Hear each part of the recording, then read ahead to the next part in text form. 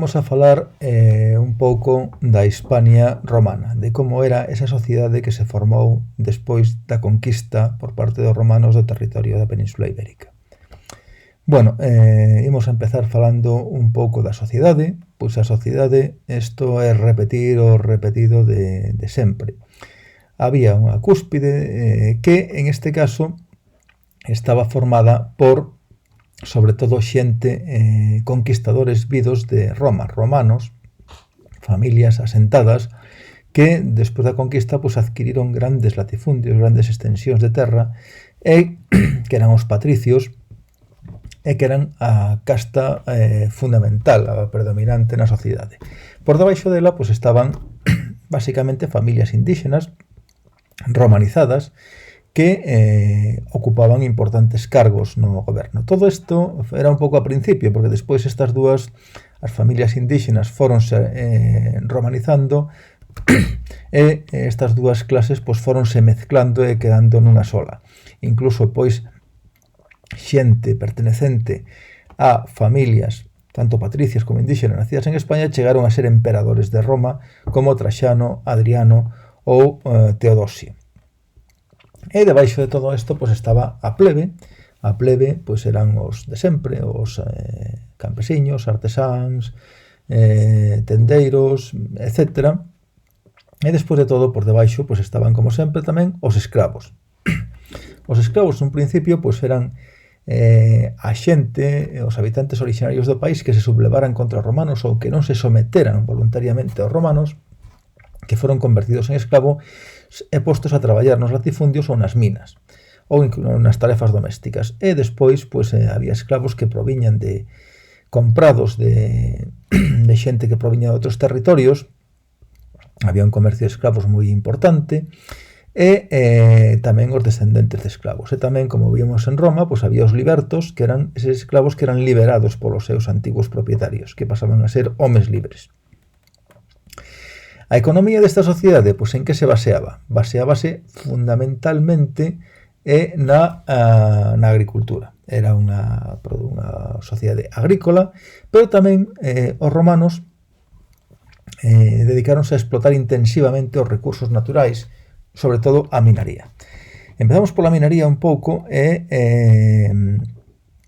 se vos acordades, pois fomos de excursión este ano a ver as médulas, que as médulas eran unha mina de ouro explotada polos romanos. E, pois, igual que había minas de ouro, pois había de plata, de cobre, de ferro, de chumbo, de mercurio, etc.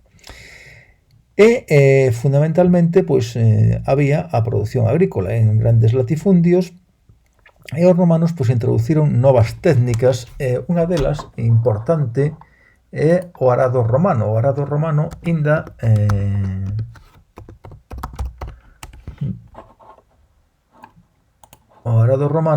se utilizaba hai pouco, e ainda hai que non utiliza.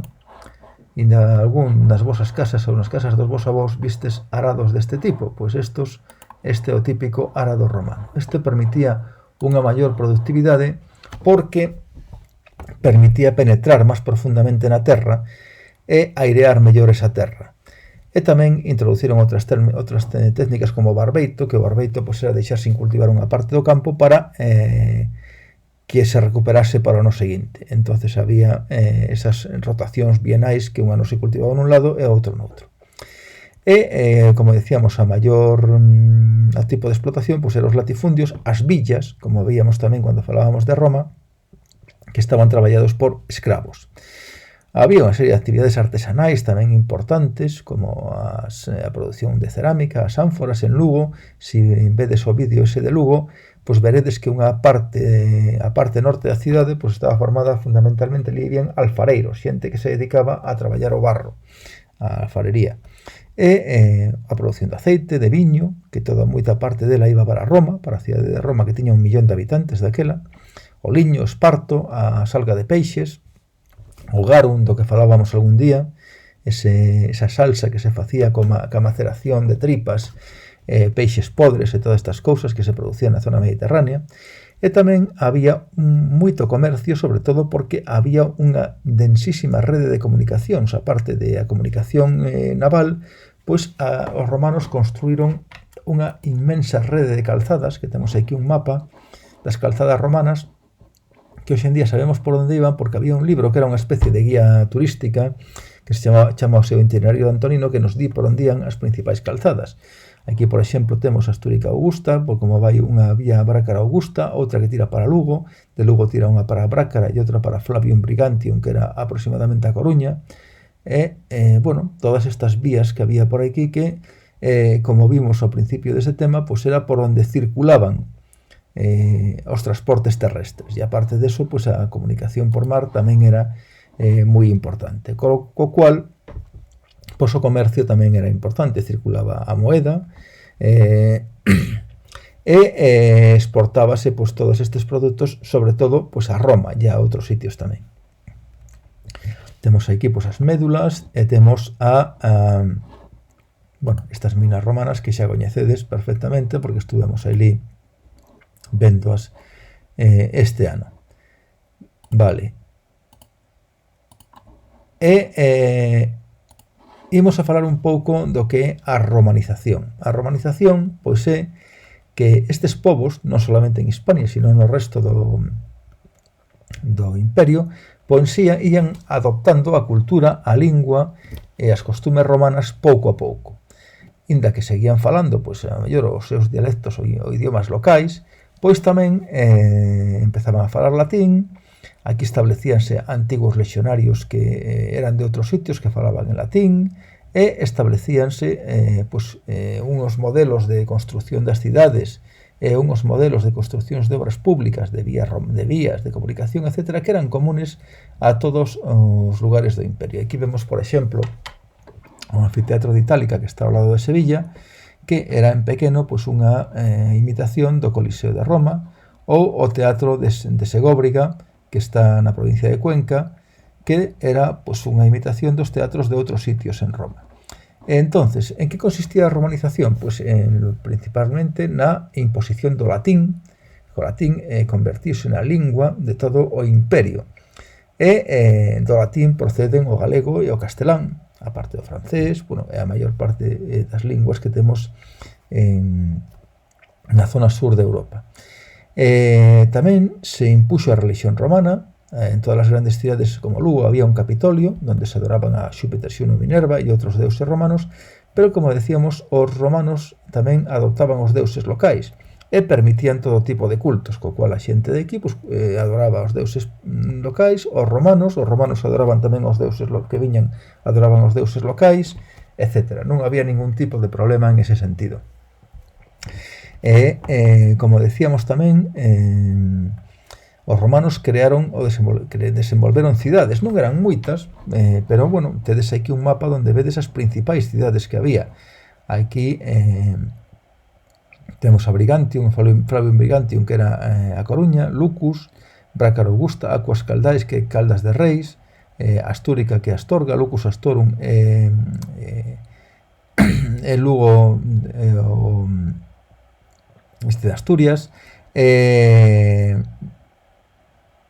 bueno, que hai un Salmántica, que sería máis ou menos Salamanca, Segovia, Septimania, bueno, Córdoba, Itálica, que era Sevilla, Itálica, que estaba ao lado de Sevilla, Hispalis, que era Sevilla, Gades, que era Cádiz, fundado polos fenicios, etc. Bueno, pues urbanizouse moito Hispania e construíronse cidades. E entre esas cidades, pues, construíse toda esa densa rede de calzadas romanas da que falábamos ao principio. Falamos aquí tamén de que os lexionarios pois foron os principais axentes da romanización. De feito, por exemplo, un lexionario, pois, un de nós podía ir ás lexións. Pasaba toda a vida pois pelexando no Danubio.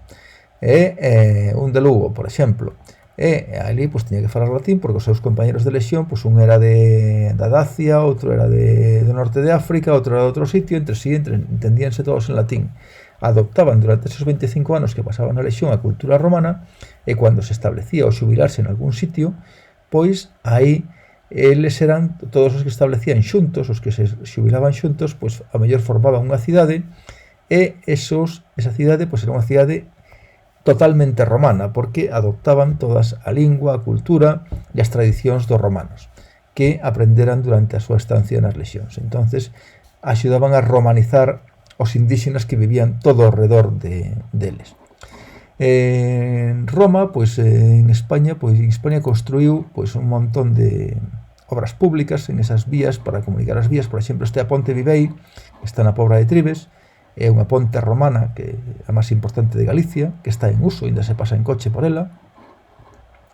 Aquí temos a Ponte de Alcántara, que probablemente é a ponte máis importante que fixeron os romanos. A de Alcántara e a de Vivei son máis ou menos da mesma época. Esta está en Extremadura, a Ponte de Alcántara. Os acueductos, o acueducto de Segovia, que é o máis coñecido, pero temos aquí o acueducto dos Milagros de Mérida, que este tamén de aquí. En Navarra temos un, o de Tarragona tamén está por aí en algún sitio,